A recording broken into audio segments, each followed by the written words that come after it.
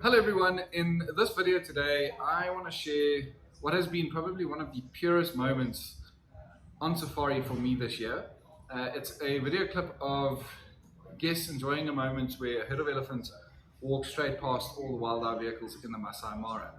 And the particular guest you'll see in this video clip, Gerry had realized that he had banked all his best images when these elephants were way up on the horizon.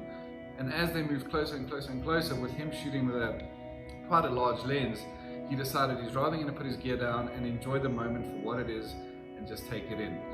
For myself, and I'm sure every other guy in this office who heads out and hosts guests on many safaris each year, I start realizing that a lot of people get too fixated on capturing the moment and banking the best shot they possibly can. And yes, this is why we're out there, but it's not the only reason.